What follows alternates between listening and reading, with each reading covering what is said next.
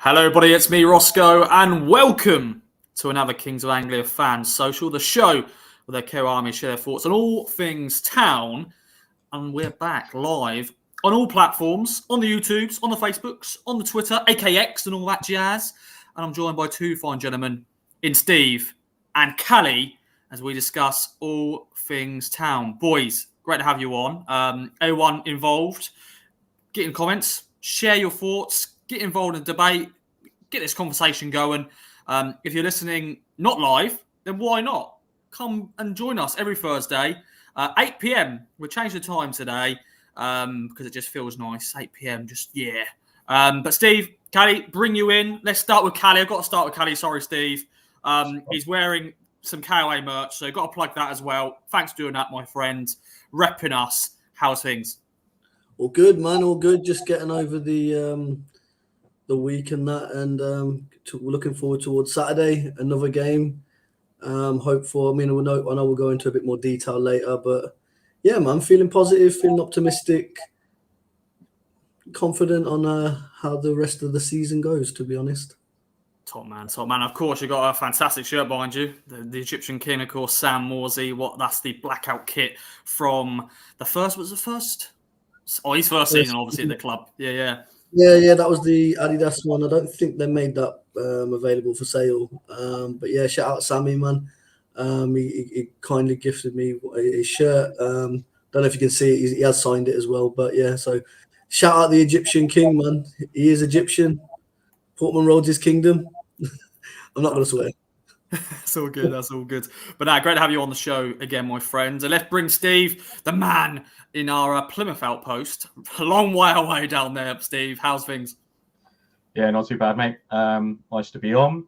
I haven't been on for a little while. So, all good. Things are sort of ticking along. Last weekend, as Kally said, trying to kind of forget about that one. But the next couple of months before the end of the season and the run-in, quite excited about it, to be fair. January transfer windows kind of added a little bit more pep to it. So, excuse the football pun, but should be good. Indeed, my friend. And Peachy said, great intro. I think I could have done a bit better. Lily mucked up at one stage, but I got through it. And sorry to interrupt you, but with your intros here, because I was watching your game day. I couldn't make Preston in the end, so I was watching game day.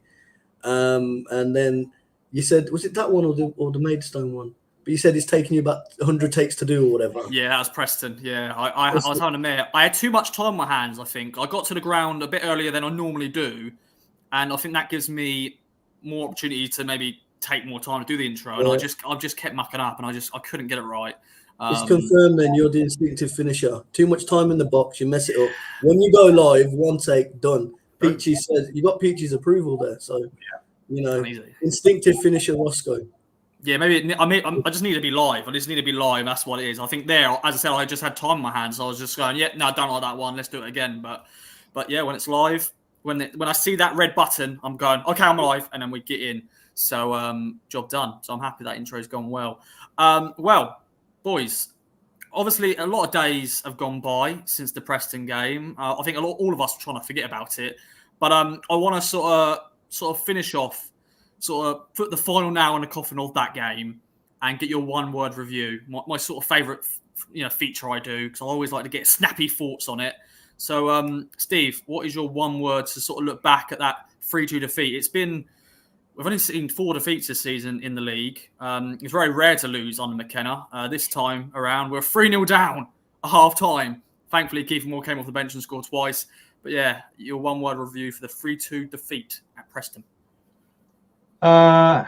One for anyone who knows me, one word is hard. Encouraging, I've gone with. Second half was that was the encouragement side when they brought Kiefer Moore on and Alamadi. So yeah, first half was dross though, wasn't it? Really, I mean that's the worst I think I've seen us play in a long while, and they weren't even that good. Preston, really. But yeah, one word. They said one word, and I've already done more than that. So encouraging. Now, to be fair, the one word is to then expand on that one word, and I think you've expanded very well indeed. Kally, we're going to talk about, of course, the 2 new strikers as well, just to expand on the Preston game as a whole, because they're the big positives coming from that defeat. But what's your one word? So I was thinking about this, and so I'm going to cheat here because I want to go with 2 words, right? And I'm going to expand on 2 words. So the first word, very similar to Steve. No, in fact, I want to go with the other one. So the first word, I've gone for Joker because it was a bit like 50-50. We were a bit of a Joker. So we were, completely different team from the first half to the second half. I know we had a mad 10, 15 minutes. And yes, we can have the conversation about referee, blah, blah, blah. But refs, it's the same for, refs were bad for them, the back pass, all the rest of it, right? So again, masters of our own downfall. And second half, we come out and we another 5-10 minutes we equalise. You know what I mean? So on that, my then I guess final one word is like Steve. I'm optimistic, and the reason for that is after Hurst's injury, and we knew it was going to be a big January, and people were getting a bit worried. And okay, what are we doing? And I know we'll talk about I said it wrong then. Al Hamidi, right? So I know we're talking about him coming in, and we knew he was going to sign, and he signed and everything. But again, a lot of expectation on young shoulders. So you wanted, there needed to be someone else. And for us as fans, this is where, rightly or wrongly, this is where we judge Ashton and Cole in the recruitment team. What can you deliver during the transfer window? And today he's not really let us down, and he delivered again.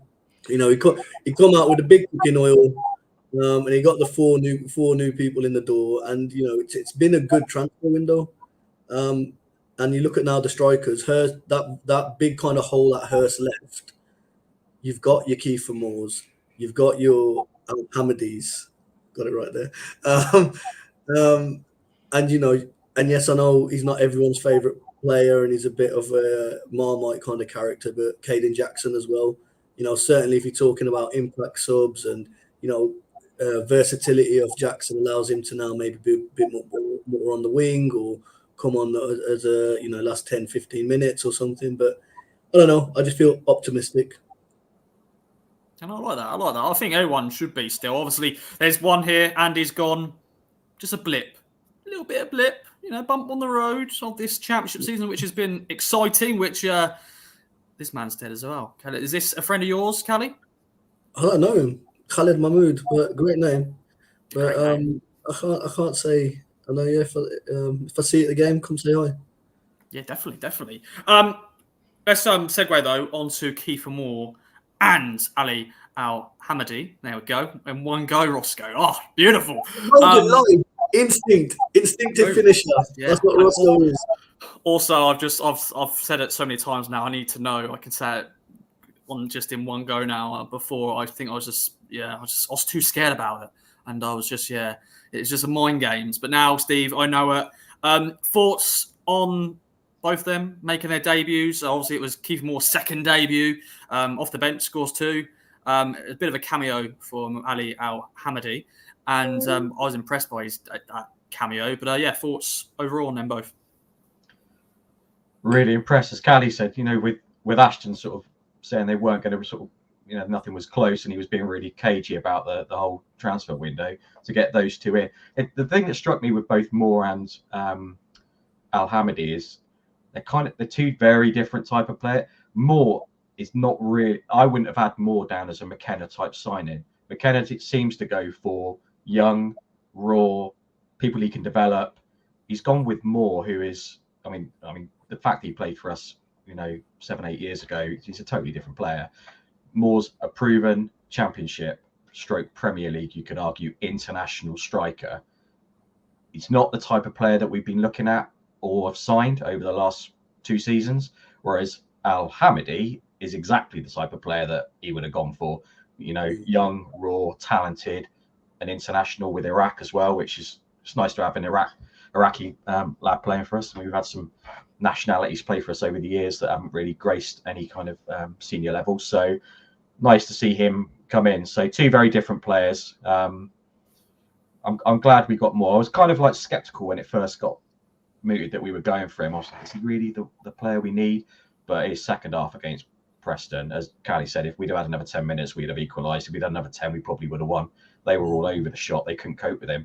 He's going to rip some teams a new one this year. I would imagine. Yeah, and also Ali Hamadi. Oh, I nearly butchered that there for a second there. I'm just going to stop now. I'm just going to call him Ali, Big Al. Yeah, first Iraqi player to play in the championship as well, so making history there as well. But yeah, Kally, thoughts on both theirs second and also debut for Ali? Yeah, I mean, on key for them first, I thought, good for him, as a kind of, I guess he's got the expectation to be the starting striker, come in. So he's got the expectation. Like Steve says, he's got that quality as well. Played at the very highest level in the World Cup and stuff like that as well. He's played the World Cup, definitely Euros. Playing the World Cup. Yeah. I don't know if he played the international level anyway. I think he did play. He played at Qatar, I think, even more. Yeah. Yeah. So, playing at the highest level, got the 2 goals. A goal would have been good for him anyway, but he gets 2 very good goals as well. And it was just like, okay, similarities to Hurst in terms of he's a target man, hold up, and he can bring play in. I think his first touch or something in the second half, or certainly in the first sort of couple of minutes, he's brought the ball down and he's held it up and brought other players in, which is, what Hurst, what Hurst can do. So it was almost like it was a good replacement for Hurst. Good deal because it's a short term. As Steve says, I don't think he's a McKenna player, kind of long term. But certainly enough to kind of get us over the line, I think, and we'll challenge it for the top 2. And then Al Hamadi, he was very exciting, I thought as well. If you look at that second goal, he was all over the ball as well, and I think if they puts it about a foot the other way or whatever, he gets a goal as well. But it was the celebration; they all got it wasn't the let's celebrate this moment in front of the fans and we're so happy about a goal. It was like, no, we've scored a goal. We've got a chance to equalise now, get the ball, carry on. So already it was just like, okay, you've got that right kind of mentality and attitude. And, Ashton and McKenna have talked about it before about, we only sign. It's not just about footballing ability. It's about characters and all the rest of it. And, that dressing room, you've got to be a good character. And I think these are 2 good characters off the pitch, I'd say. And again, we don't know. But I mean, I think really good signings, really excited. Al Hamadi gives you good options as well out wide, so that's interesting. And then man, I'm confident now, optimistic, and I think what we've got 17 games left. I see 17 dubs, but let's see. Well, I know you're confident, my friend, but bloody hell, 17 wins on the bounce. Well, if that happens, then we'll be laughing, won't we? And Leicester, watch out. How many games did you go undefeated last season? Towards the end? That was 18, yeah, unbeaten. Not 17 in a row, though. We didn't win. Okay, so games, did we? maybe not wins, but undefeated. Yeah. No, I don't mind that. I think I saw a quote this week, and Ross, you'll be able to correct me on this, but I thought I saw a quote from Moore that said every time he saw Leif Davis with the ball, his eyes lit up because it was like, he's going to put it on my nut, and then he obviously did for the first goal. But yeah, can you imagine what those 2 are going to? If Leif Davis can stay fit, and he is a fit lad, he don't get injured. Well, don't touch wood, he don't get injured. But for Moore as a striker who's got that ability in the air, he must be thinking, what have I come into here? The other thing with Moore as well, like obviously when he was with us before, he didn't get a particularly good fan reaction. Like, people thought he was probably not quite ready for us, and he probably wasn't at that time. But for him to have clubs coming after him, because Cardiff they were after him, and he's a Welsh lad, obviously with Broadhead and Wes as well. So you've got that kind of Welsh connection. But he could have gone to Cardiff, but he still came back to us, even though he'd been with us first time round. So I think that shows a hell of a lot of character, because there were some fans who were kind of going, oh, is it really, should we have him? Do we really want him? I mean, I think if you watched that second half against Preston, I think you need to, have a word with yourself, because he was top draw second half, top draw. And I think, what, if Hurst wasn't injured, we'd still have bought a striker. Yeah. Right. Yeah. But then you wouldn't have probably got you wouldn't have got a Kiefer Moore. You'd have got a different type of profile player. Yeah. Whereas that was Al Hamadi. Well, that's it. We sing about it. McKenna knows exactly what we need, and he does. He can see the missing pieces, and he's like, okay, and we can see that as fans. We can see what we've been missing. You know, Hurst, that hold-up play, all the rest of it. And again, not a criticism of people that have come in in that role since him. You know, but like Broadhead, great player, but when he's played as a striker, he's just not Hurst. Same as Jackson. You know, Jackson, if it's a pace on his side, and also he can really stretch teams and everything. Broadhead, really skillful and technical, but none of them are get the ball forward, hold it up, so our wingers can push on, or fullbacks or whatever. And that's what Kiefer Moore is. I think I'm excited. I agree with Andy. I think he needs to get rid of Crackers, because he's not Crackers on that comment. I think Kiefer Moore could be the signing that gets us to second place, man. Yeah, we shall wait and see. But yeah, great start for Kiefer Moore. 5'5" Connor Chaplin, or 5'6"? I don't know how tall he is, but 5'6", 5'7" Connor Chaplin gets on the end of Leif Davis's cross with his head. Yeah, Kiefer Moore got on one. I'm listening to I can't remember who said it on the KOA pod. Was it Mark Heafy? And he was talking about the goal where he heads it down. It's like that knockout. The boxer standing over him. Yeah. I remember listening to that. I'm like, yo, let me go look at this picture. And I was like, you know what? He's right. It's got that. I got you. I'm over you. So I don't know, man. I agree. Muhammad Ali in it. I think he's over Joe Frazier or somebody, and he's like literally got his fist and he's over the top of him. Like, come on, get up. I want to have another go. Someone needs to like just find that picture and put a little black and white filter on it.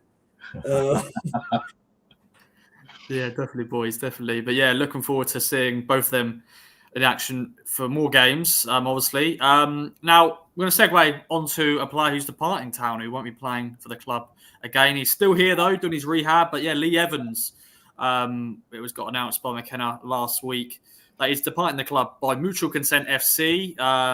Obviously, he's going to stay at the club until he gets fit, and there'll be opportunity for him to go to another club on a free.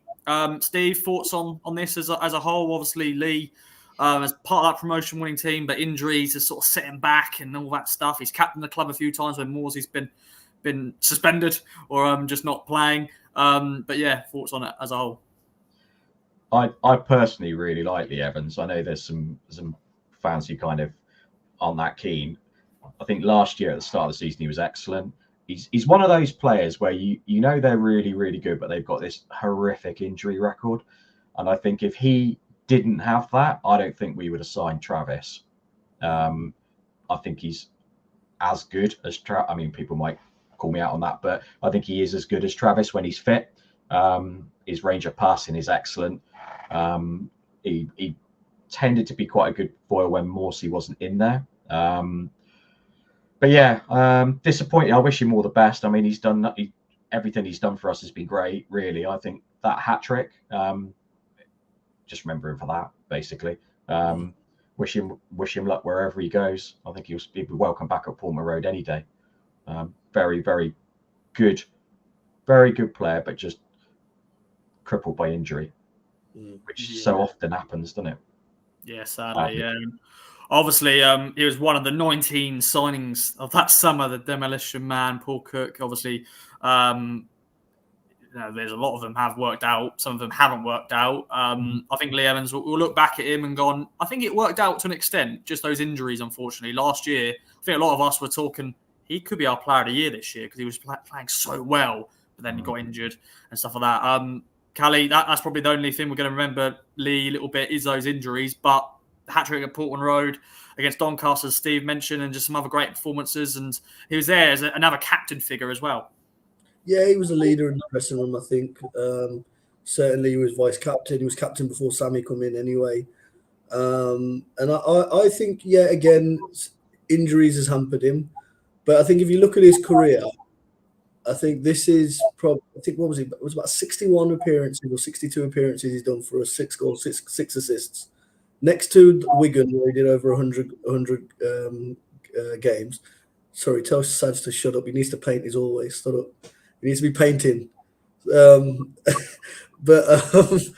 Sorry, that's So he's had, apart from Wigan, this is kind of his best kind of returns in terms of stats. Agree with what you guys were saying. Beginning of last season, probably one of his best periods. I think he was in about 14 of the weeks at that time as well. And I remember speaking to him after the Accrington game and was calling him the Welsh Pirlo and all the rest of it.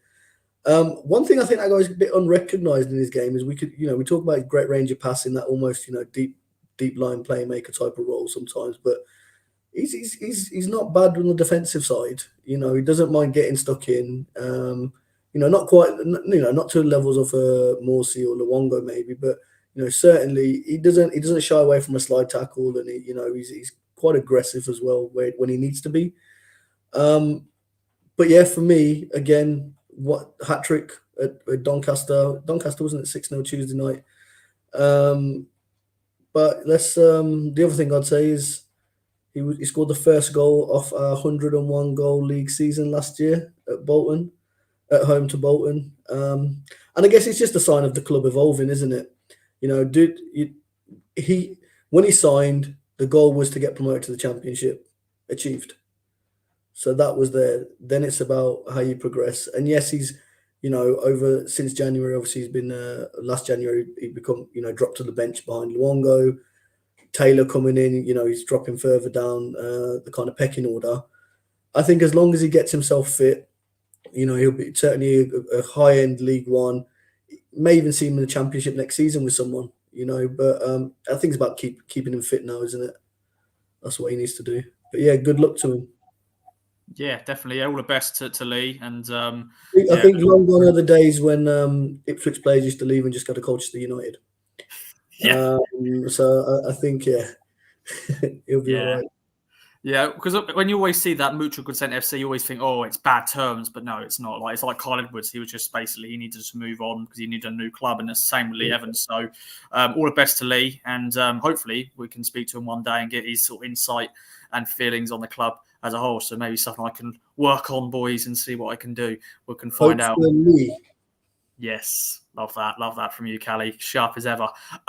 Well, boys, we'll segue on to another thing we want to talk about. Obviously, got announced today.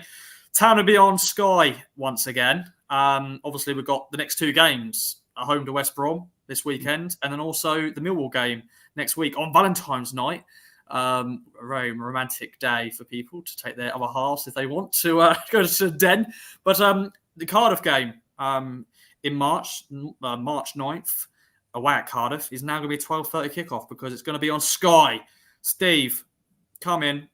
Thoughts on this? Another one. Obviously, we know we're successful, so of course we're going to be on telly a lot, but it's just getting ridiculous now. It is ridiculous, but thank God we got rid of the hoodoo because we have that for quite a few seasons. We just never won. I think the Sky thing's interesting. I mean, we're guaranteed goals, aren't we? And that's why we have us on. Like, we either score or the team you're playing score. The thing with the Sky thing that annoys me, the Cardiff moving of starting times of games is annoying, particularly if you're travelling from Ipswich. I mean, Cardiff's still like 3 hours for me to get there, but it's still a trek. For the fans who are coming from Ipswich, it's even longer than that. So that's disappointing. I don't really get why they've done that. It's not like our fans are trouble and it's going to kick off. It's not like Swansea, Cardiff. But I think the overarching feeling I've got about the Sky stuff is, and it's really got my goat over the last couple of games, is they have massively got an agenda against us. Every time we are on, all the commentary, all the pundits, everyone who's on there, some of them are quite good, some of them are just dire.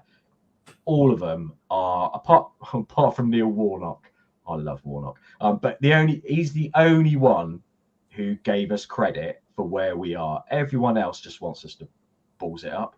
That's the impression I get from watching the commentary. I turn it off because I can't, the halftime stuff and the pre-match, I can't watch it. It just does my head in. I watch the game, but even in the commentary of the games, they're going on about plucky Ipswich in there, and then when Leeds play the other night, they're like, well, they've just knocked Ipswich out, and it's just that kind of gets me annoyed, like ridiculous.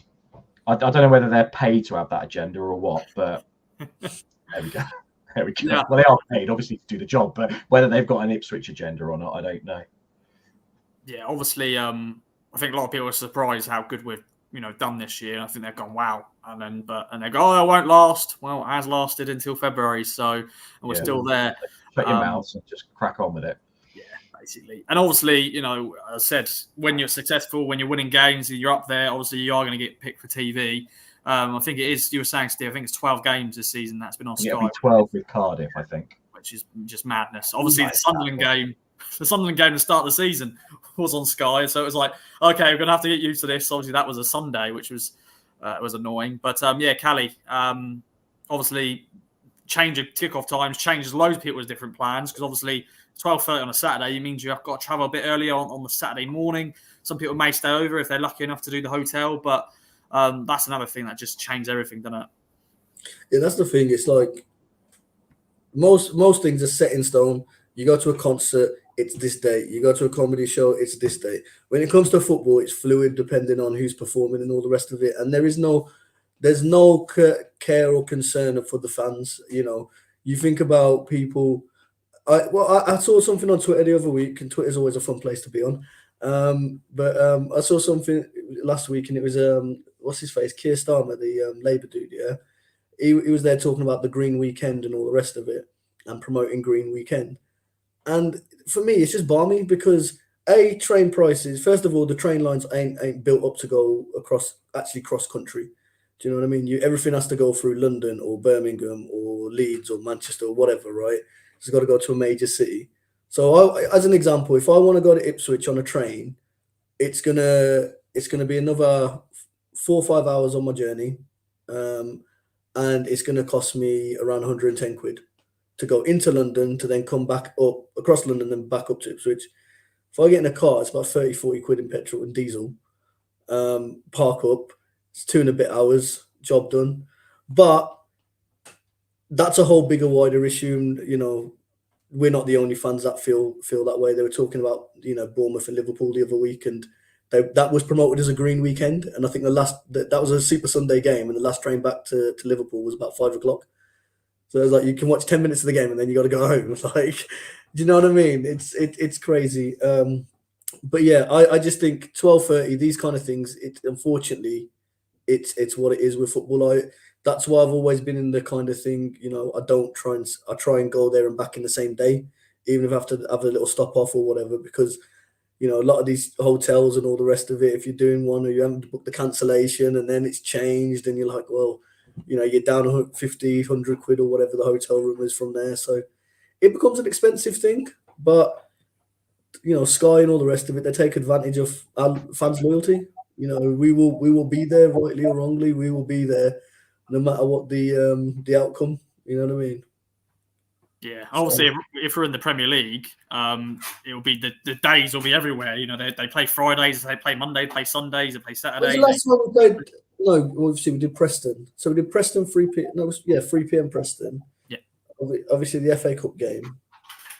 When was the last time I'd love to see what. Although that was New Year's Day, so that's, even though as a 3 p.m. kickoff, but it's New Year's Day in it, so it doesn't feel like that's New Year's Day. I'm trying to think last 3 p.m. It's just for me the thing that, and I'm fortunate. I'm in the Midlands, so it's a bit easier to get around the country. To go to Cardiff, it's about the same distance to go to Ipswich for me.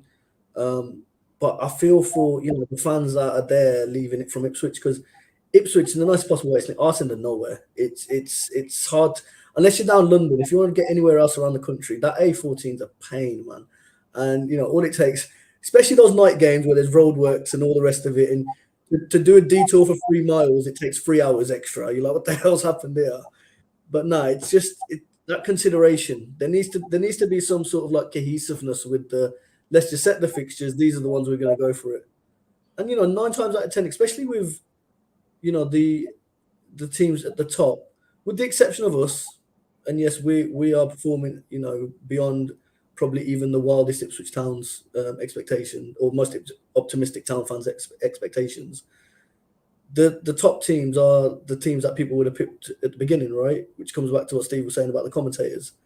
And I've got a theory on that. The reason I feel that they all put, you know, the top 3 and they don't mention it is because these commentators don't know shit. Like, excuse me, they don't know anything. They don't watch football, so they watch a bit of the Premier League. They know these teams. They know the players. They don't know Alif Davis, and now they're shocked that our left back's got stats and like, oh my god, like this guy's like anyone watching football, anyone that's done any coverage of the Championship or EFL, like you look at Championship podcasts in terms of YouTubers or whatever, they actually picked us to have a good season. So it shows you what's the difference. A Sky pundit who gets paid whatever, or actual podcasts by fans like the Championship podcasts and stuff like that. Which one's coming true? I think it'd be interesting. I mean, you mentioned about if we get in the Premier League, the matches will be all over the place. I think we'll be in a bit. When we get to the Champions League, man. If we get up into the Premier League this year, we're fighting amongst those three arguably big teams. I still think we're bigger teams than most of those there, but we're up against those three teams who come down from the Premier League. They've got all the parachute payments. So there's a narrative around that everyone wants to get behind, and it's like, let's get the Premier League teams back up and plucky Ipswich, but they'll balls it up in the end. If we go up, our fixtures pretty much will be on Saturday at 3:00 every week, because they ain't going to put us on unless we have a storming start like we had under Burley when we went up. They're not going to do it. So we won't have to worry about Friday night matches or Saturday lunchtime or Thursday at midnight or whenever Sky decide they want to put a match on because it's good fun. We'll just probably be on a 3:00 match every week. The problem with fans might be better. Yeah, but I don't know. I see it slightly different because, okay, so the TV deals are going to change. We know that, and you've seen like your Amazon Prime, that have done their kind of thing, and they've changed the kind of times on some games and more midweek games there as well. So as more and more of these kind of people are going to start bidding for these contracts, they're going to say, okay, how do we want to get maximum exposure, put on more games? And unfortunately, like the FA or whoever's in charge of making that decision, they just see the pounds and they're like, safe, it doesn't matter. We don't care about the fans. The fans are going to pay us regardless. And, we're going to continue to do that. But that's a whole bigger issue about football and governance as a whole. The whole FA, they just mark their own homework, but that's for another podcast. So that's let's not get into that. That's something Yeah. But yeah, it's an interesting debate because obviously we bring it up all the time with kickoff time, Sky moving games, because even in League One, because we were doing well, like Plymouth were speaking, Stephen, in the green room, we were talking about like Plymouth back-to-back seasons as a 12:30 kickoff, 12 p.m. kickoff on a Sunday, and Plymouth is a long way to go. It's a long way to go, and it's just one of those part and parcel of football these days. So we'll have to just. Not a long way for me, Ross. Very true. Exeter was 12:30 on Exeter as well, yeah. Exeter as well, yeah. Yeah. So, but yeah, Cardiff now is the latest one, ladies and gentlemen. Yeah, 12:30 kickoff next month. So yeah, obviously that is the same weekend as the Six Nations, so that's going to be an interesting weekend as well. So make sure to get yourself booked up before, if you are staying over or you're having a weekend in Cardiff. Make sure you've got it all booked up already because Sunday is the big one of the big matches. So yeah, that's interesting. But yeah, there we go. Sky debate done and dusted. Oh well, boys, let's have a little break, a little breather before we get on to our big segment of the pod, which of course is predicting the February fixtures. Obviously, we've had one already with the Preston game, but we're going to do 5 questions plus tiebreaker to just mix up a little bit and see how Steve and Kally go head to head. I'm crap at this stuff, man. So it's fine. You'll be fine. There'll be there's a lot of random guesses in these. A lot of random guesses. Back to my exams in school now, and I'm just going to have to I can't write anything on a dictionary here to. Have you not done your research, Kally? Because Ross gave me the sort of topics for the questions. So have you not done research on those? Or you were like, I can tell Steve, you're on a wind up, mate. I can tell. But it does actually always go into a theme. I always do it as a theme, and it is February birthday / West Brom, because we're playing West Brom, and also just any news that has happened this week. And the first question is on Darren Bent. Good old Darren, celebrating his 40th birthday this week. And simple question, how many goals did he score for Town in 142 games? Okay, closest to correct answer gets the point. If you get it bang on, boys, you get 2 points. Get involved, ladies and gentlemen, in the comments. And there we go. Bono's got in. Kally getting his scooters in early. He knows me. Love that. Peaches really shouted his answer in as well. But yeah, it'd be interesting. You say Peachy's given his answer? Yeah, he's put his answer in, yeah. I haven't got it. I can't see it. So what was Peachy's answer? Because he's usually really good at guessing these numbers. I'll wait until you say it. I'll put a number down, but I've seen everyone else's thing now. My thing's shit. Okay. Anyway, let's do it. Okay. What do you reckon, boys? I've gone. I don't know if you can see it. 63. 63. 72. Ooh, Steve thinks he's dead. We've got a few people getting close. EJ and Bono are close. Peachy's gone 52. Andy's gone 45. Chris has gone 45. Michael has gone 94. That'd be a great ratio.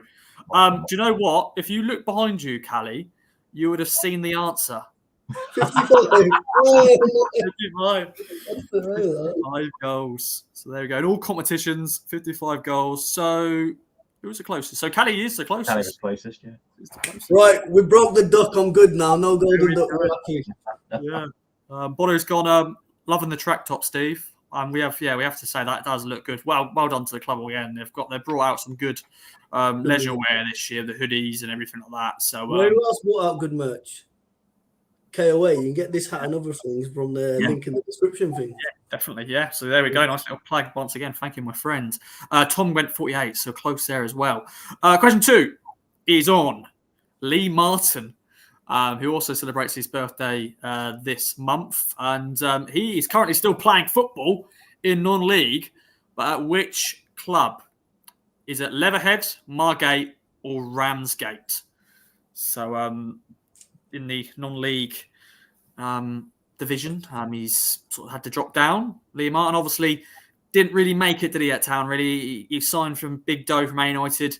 Didn't really make it. But just one of those, at the time, not many signings did make it because obviously the Roy Keane era and all that stuff. But what do you reckon, boys? Let's see what other people are saying as well in the chat. Can you see it? Yeah, Ramsgate. Kally's gone. Steve's gone Margate. And there's a lot of Ramsgate. Dino's gone Margate as well, but a lot of people have gone Ramsgate. And it is Ramsgate. And the reason why a lot of people may know this is because Ramsgate actually played Wimbledon in the FA Cup before they, of course, played us. And that was probably a lot of people talking, saying, oh, Lee Martin could potentially play Town if Ramsgate could win. Because they, of course, took Wimbledon to a replay. But, yeah, that was, he's currently playing at Ramsgate in the, I think it's like the 7th tier or something like that. So he's dropped down the divisions, but, yeah. Where is Ramsgate? It's down south by you. In Kent. Yeah, in Kent somewhere. Yeah. Of course, I put Margate there, a little trick one there for Steve. Yeah, and you fell into that trap. So there we go. But a lot of correct answers. Tom Stewart and Michael gone Ramsgate, and Bono went Ramsgate, baby, as I mentioned. So 2-0 to Kally, Steve. Got to get into it now. Question 3. More comeback. I've peaked, mate. I've peaked now. Don't worry. That's it. Don't worry. There's nothing in the tank, Kally, so you don't have to worry. Question 3 is on a striker. Troy Parrott, remember him? The on loan Spurs striker.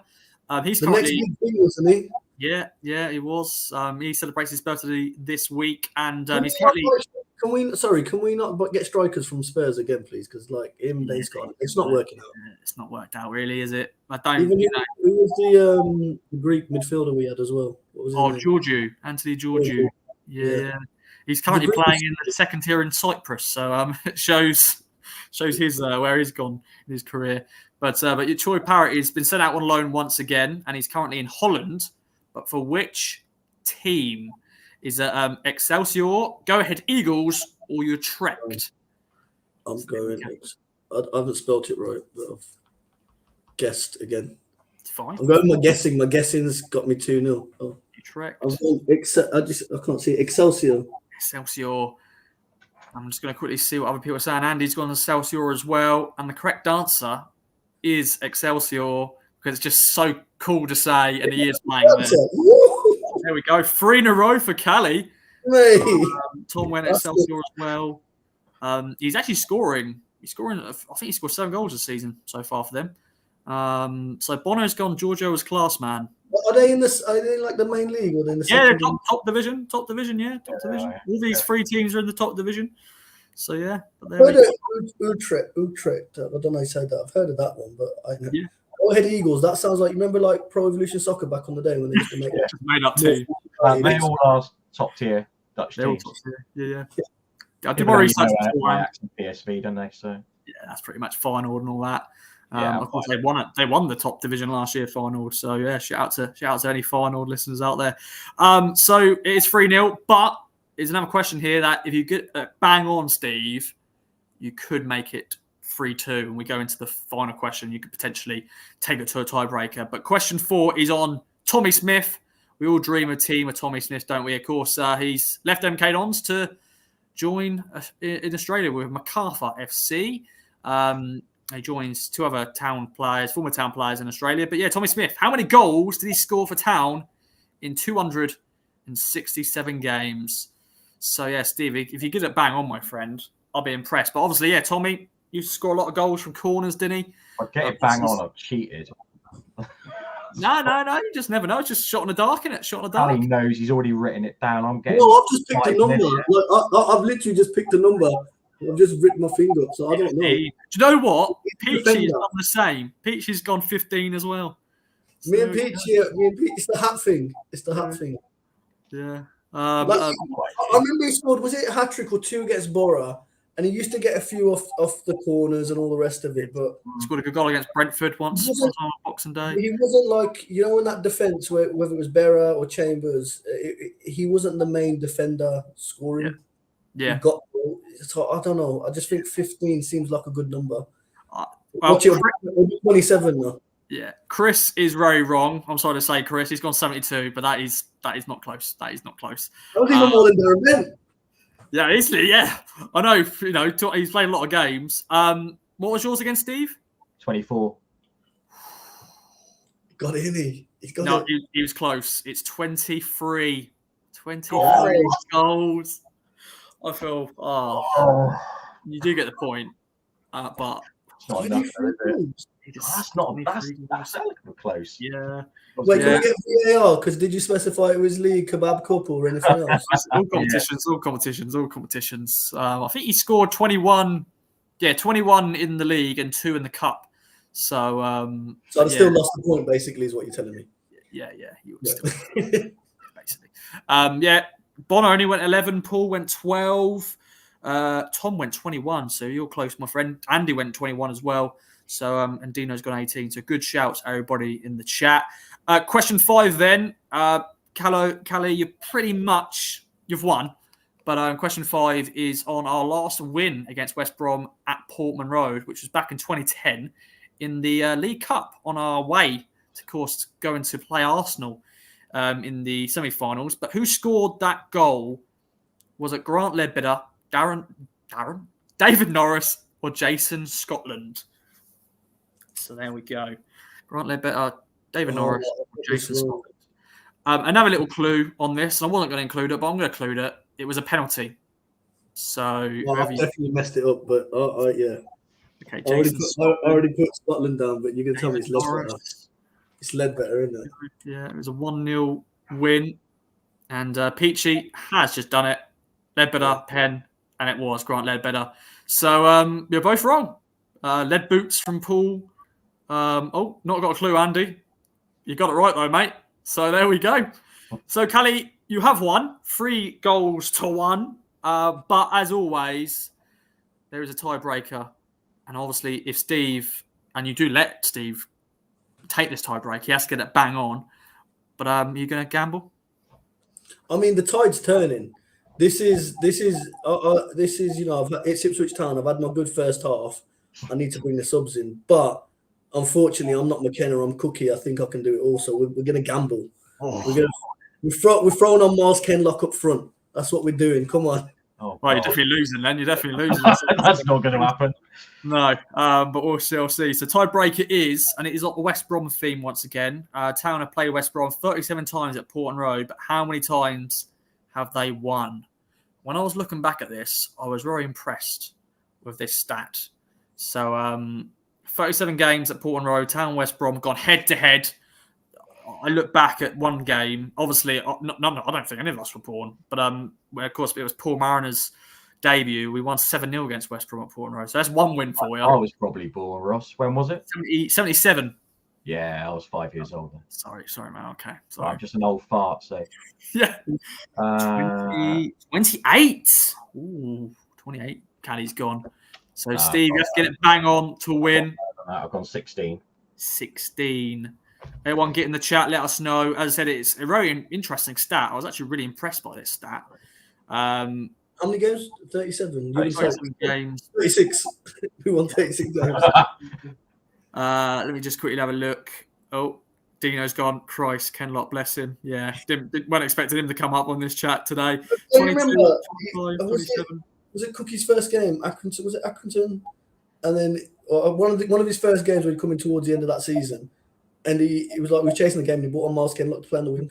Yeah, it was just a very bizarre substitution. But anyway, sorry. It was, yeah, and he's currently playing at Edsfleet United with Dominic Samuel and Jordan Ibe is there as well. I saw Jordan Ibe. Your knowledge of ex-Town players, Jordan Blibe's obviously not, but your knowledge of where our players have gone is. I've got a weird fetish, mate. That's my weird fetish. It is weird. Ex-Blues. He puts his updates on Twitter and you see it, and then you go on and you're like, bloody hell, I didn't realise this player was there or whatever. Yeah. Pretty much. I'm just the ex-Blues correspondent nowadays, and yeah, that's pretty much my role. But yeah, 20. A lot of people have gone in the 20s, and it is actually in the 20s. I was actually so surprised on that Town have beaten West Brom this many times at Portman Road, and it is 21 times they've won at Portman Road, which is fantastic. 8. Yeah, just get a stat. He's stolen it then, hasn't he? Because you did 15, didn't you? Or 16? I went with, yeah. Yeah, so you're closer. Shit. Yeah, but he has to get it bang on though. He had to get it bang on to win. He has to get it bang on. So yeah, he's got to get bang. I had to say 21.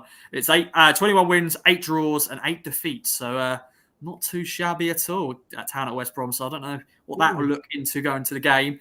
But yeah, Steve, fair play. But Kally, you've won, my friend. Speech. I mean, we started off well. I thought the lads we come into it a bit patchy at times.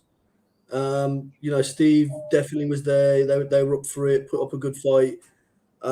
Yes, it looked like we was holding on, went into extra time. But yeah, Aaron Drinan slide tackle goal over the line got us there in the end. So thank you, and safe travels to all the travelling supporters.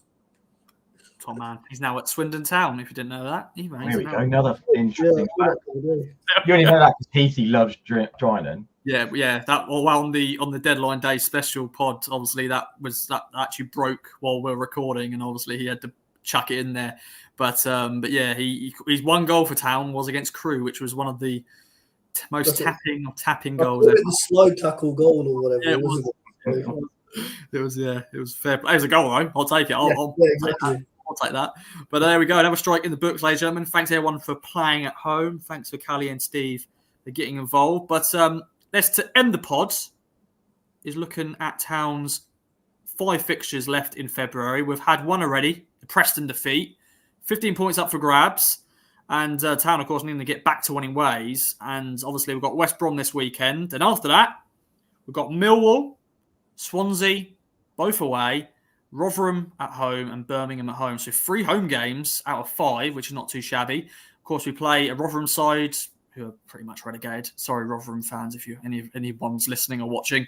West Brom, of course, they're in the playoffs at the moment. Millwall, I think they're just going to be a mid-table team this year. Swansea, pretty similar. Birmingham, Tony Mowbray.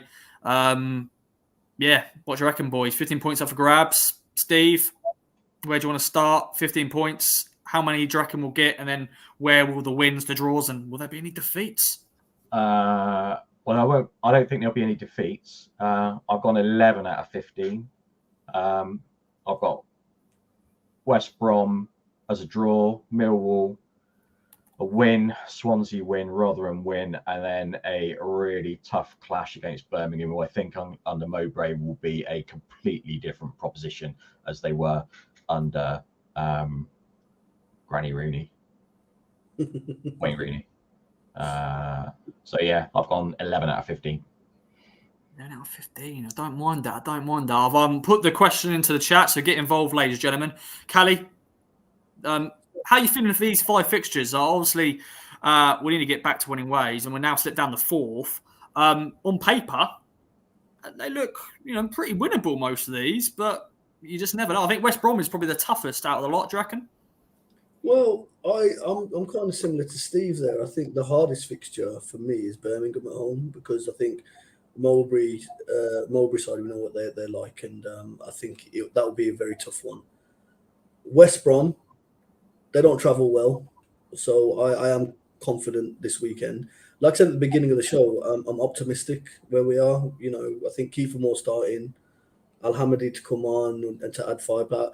Even like Broadhead, Burn, they got people to aim at. I think things will click for us now. We've had our blip, so I'm going for a win against West Brom. I'm going for a win against Millwall. I'm going for a win against Swansea. I'm going for a win against Rotherham, and I'm going for a draw against Birmingham. So I'm going 13. I'll take your results, Kally. 13's unlucky for some, but for Sequel Jobbies is actually a lucky number, so I'm going 13. There you go. Take 13 every day of the week with those 5.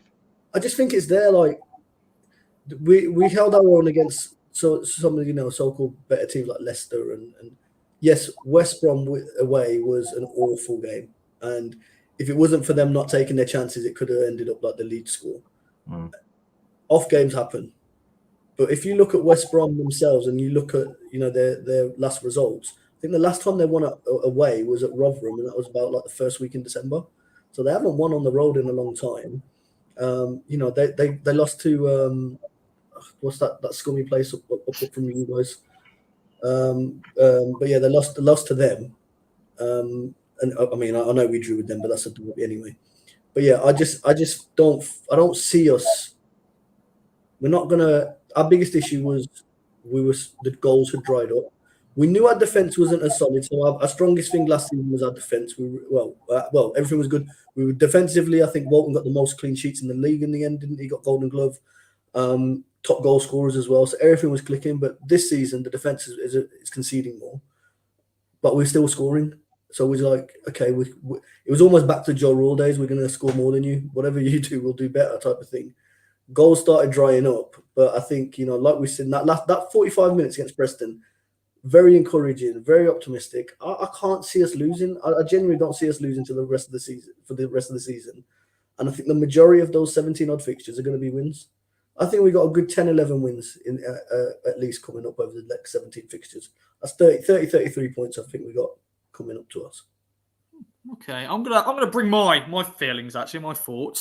Sometimes I let my guests sort of share their thoughts mainly, but I'm gonna bring mine. West Brom, I've gone for a draw, which is probably negative, but I've gone for a draw. I think they're going to be a tough test. Of course, they beat us early in the season at the Hawthorns, so that's a point. Millwall, tough place to go, boys. Tough place to go. Obviously, I know they're not doing that great. They've got a young manager in charge. I'm also going to go for a draw. So it's not a great start so far. But I think we're going to win at Swansea. We're going to beat Rotherham. I think that'll be a heavy win, hopefully. A nice, day at Portland Road. That's a 3 p.m. kickoff. No, that's the evening kickoff. Scrap that. That's an evening kickoff. That's a 7:45 kickoff. I think Birmingham's a 3 p.m. kickoff. And I think Swansea is as well. So, but yeah, Rotherham win, and we'll beat Birmingham as well. Tony Mowbray coming. So that is, how many points is that? 1, 2, 3, 6, 8. Oh God, I can't get my stat.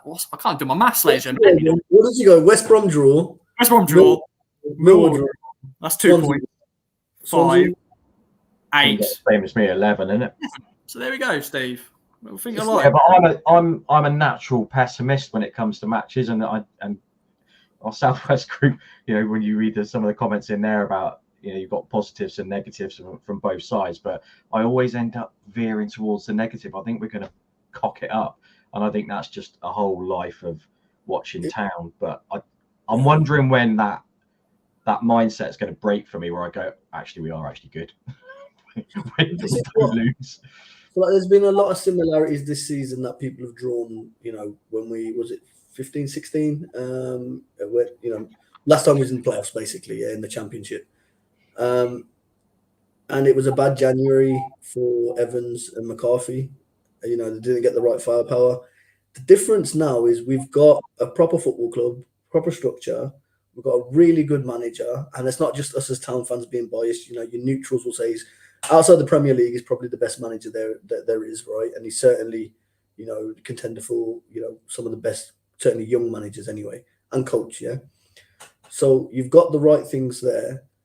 I just think we're there. I think we're on the cusp of things, and you know, before that 5 p.m. kickoff on it was 5 p.m. wasn't it, when we played Sunderland? That when we're about to come out, we're in the stands or whatever. Any Town fan, and I like to think I'm quite optimistic with things. You know, I've bought into the idea with Ashton and all the rest of it, and they haven't really proved me wrong or whatever. They haven't really done anything to say actually you don't know what you're doing. Transfer windows have been delivered. Bossed the league last year. If it wasn't for, you know, freak Plymouth, we'd have won that anyway, but still got promoted. Did any of us think that we'd be top 4 comfortably in the playoffs? Bear 2 points off the top 2 in our own hands. If we win every game for the rest of the season, we're promoted. Simple, right? I know it says simple, but we've got to play Southampton. That's the point I'm making. We've got to play Southampton at home, right? Southampton has still got to play Leeds away on the last game of the season. They've got to play West Brom. They've got to play Leicester. They're not easy games for them.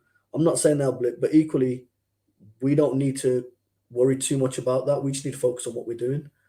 You know, Bristol away last season, we all walked away Valentine's Day. We talk about Valentine's Day coming up. Valentine's Day last year was, you know, 0-0. We know how that ended. Did any Town fan leaving that game think we were going to be celebrating automatic promotion? And did you think fast forward 12 months would be on the cusp challenging for promotion to the Premier League? So, you know, I think we got the right people in the right places. There was a comment there from someone, I think it was Tom or someone, about scouting abroad and stuff like that. And I think when we're more of an established champion, because remember, this is still our first season in the Championship, you know, but when we've established that, or established in the Premier League, not even established in the Premier League, if we get promoted next season, you'll see more investment there. You've got more expenditure and all the rest of it, you know, to get recruitment set up in another country and to get additional scouts, it all costs money. I mean, they're talking about the head of recruitment possibly going back to Man United, so that's that might throw a little spanner in the works, because, you know, he's delivered good. Well, certainly he's been in the team have delivered good signings, haven't they? Since he's come in. Yeah. So yeah, hopeful, man. Yeah, definitely. And we've got another question actually, which sort of segues onto the West Brom game this weekend as we wrap up another live show. It's been great, Kally and Steve, for joining me and joining us as we discuss all things Town. And it's from Andy. And obviously, Cameron Burgess is back from his Asian Cup duty with Australia. Do you think Burgess will replace Fridge this weekend? Steve, Kally, thoughts on that, and just thoughts on the team as a whole? Kiefer Moore is guaranteed to start, you reckon? Any other positions as well? But yeah, Steve, quick one on that. Burgess, do you reckon he's back in? 100%. It's not even up for debate. I mean, Fridge had a horror show against Preston first half. Got player of the month before that. So he's just had one of those games where you just want to forget about it. But Burgess surprised me, because when we signed him, I was like, well, I'm not sure that's the right kind of player we need. I don't think he's at the level we need. He's been amazing for us. He's solid. So I think he will come, if he's fit and he's not jet lagged and he can cope with the rigors of playing a game on Saturday. I think he'll be back in for Fridge. In my opinion. Yeah, I think you're right there. And again, Burgess, you look at some of the players, it's that coaching, isn't it? You know, McKenna's brought people up to the right levels. You know, look, he was written off by a lot of fans to say, look, he wouldn't last in the Championship. Haladiki was another one. Even people writ off Wolfie, they writ off Harness. All these people have been contributing, and you know, to where we are at the moment. Unlike up top, so up top, you know, people were a bit surprised that Moore didn't come straight in. I had a feeling Jackson was going to start against Preston. The difference there is at the back, McKenna has been known to chop it and change it, whereas at the top it's a bit more, have you got the the confidence and all the rest of it. Again with Steve, if Burgess is fit, he's got to come back in. I don't think Fridge has done anything bad, but this is about your strongest 11, and at the moment, like, it's probably, you know, the result. I don't even think it's the own goals, because, you know, he couldn't have really done nothing about them own goals. That was, you know, one's he stuck a leg out as a deflection, the other one he's recovering and, you know, he's poked it or whatever. But I think it's more a case that, you know, for me, Burgess and Wolfie is the partnership. So even if we said Fridge was a better defender in terms of stats and everything than Cameron Burgess, I just think together, and the fact that they've probably played 20 games this season together, I think Wolfie and Burgess is the better fit. And I think for me, it's just about right back's going to be interesting over the coming weeks in terms of, can Brandon Williams come back and slot in and get to Brandon Williams that I remember when he first kind of signed. You know, you think back, his best performance was Preston at home, wasn't it? Where he got that goal or whatever, which was a brilliant goal. But even again, some great tackling and all the rest of it. If he can come in, great. But I think Clark's a good deputy as well. So I think, you know, I wouldn't be surprised. Well, he will start because, yeah, Brandon Williams ain't at the club yet, is he? He's back in. They say he'll be back in a couple of weeks or something, I think. And then, yeah, more. I can't see anyone. I think maybe we'll see Sami Entel start again. I think the pitch didn't help him, but he's a good player, you know. And I think bringing Broadhead off as an option is at the moment, I think, the better option for us rather than starting him. I think he's not found his firing boots. He's not, you know. Although, actually, I'm going to contradict myself here. So I've been quite critical of him over, and not in a bad way, but I've just been saying, look, he's been over the last turn of the year, he's been the most frustrating player because he does some of the great stuff, and then it just takes an extra touch or tries an extra thing, and he just loses it or makes the wrong thing. You know, decision making was wrong. But then the second goal against Preston, normally I'm expecting Broadhead to kind of overdo it there, but he slots it down to Leaf, who then hangs it over to Kiefer Moore, who then obviously gets the goal or whatever. So, you know, it's just, I don't know, maybe he just needed that kind of target man to take the pressure away from him. Who knows? So we'll see. It'll be interesting. Either way, I'm confident. You may not be, Roscoe, but I'm confident we're going to win. I'll say that. I want us to win, obviously. You know, when I predict, I never predict a defeat or predict a draw, but I just think it's going to be one of those days. It'll be a tough game, and I think the first goal is going to be very important. And hopefully, Town scores that first goal, and we've been interested. More bullet header, bang. Yeah, I like that. I'll take that right now. So Andy said, "Are we not worried about Burgess' lack of game time in the Asian Cup? Obviously, it wasn't ideal that he wasn't playing games. Obviously, he flies all the way to Qatar, and I think he played like one game, like one full night, I think, and then I think the rest was, I think he came off the bench in one game, but yeah, it's not ideal. And Dino's gone. Of course, he adds balance, doesn't he? Burgess being left-sided to the half, which helps Leaf. But yeah, it'd be good to see Cameron Burgess back into the team and all that jazz. But we have gone over the hour. The flip side of him not playing, though, is that he's not going to be knackered. And he was in good form before he went away. So as long as he can kind of get his head around coming back in to a team that's still up at the top and was still challenging, I think he'll be okay. Going back to the point you were making, Kally, about Broadhead, I don't know what the challenges are for Broadhead, because he has been superb. Like when we got him, everyone was like, "What the hell? How do we manage to get this lad? He's top draw." But I think with the addition of Moore up front, who I think will be playing now regularly right through to the end of the season, McKenna obviously loves Jackson, because if he didn't, he'd have been gone. So I can see all the benefits of having Jackson for his different type of play. But with Moore in the team, and then you've got Wes and Broadhead, they obviously all got on it, and that must have been a contributing factor for Moore coming. I'm thinking I'm going to be playing with these lads who are in the national team with me. So I'm hoping that he gets a kind of a new lease of life with Kiefer playing, and can go back to what we know because Kally's point is about that final touch is a bit too, he goes for the extra thing. Most of the time, 90 times out of 10, 100, he doesn't need to do it. Just you beat the player, you make the space, and then you play the ball. Talking like a professional, but that's kind of. I think he's kind of struggled without Hurst in the team for the last few weeks. I know he wasn't playing 100% before that, but I think Kiefer Moore might be the the saving grace for him. I think that might be the thing that kicks him on. Yeah. But It's we'll just see. it's taking that pressure off him, I guess. Maybe he feels that. Yeah. Was it what game was it where he missed a free kick, and then the next opportunity I think he got a through ball and smashed it. Yeah, At home, yeah, at home. yeah. Yeah, he smashed it or whatever. And he did the interview after saying, he was just so frustrated, he just lashed it or whatever. And Cardiff. maybe It's Cardiff. Cardiff. Yeah.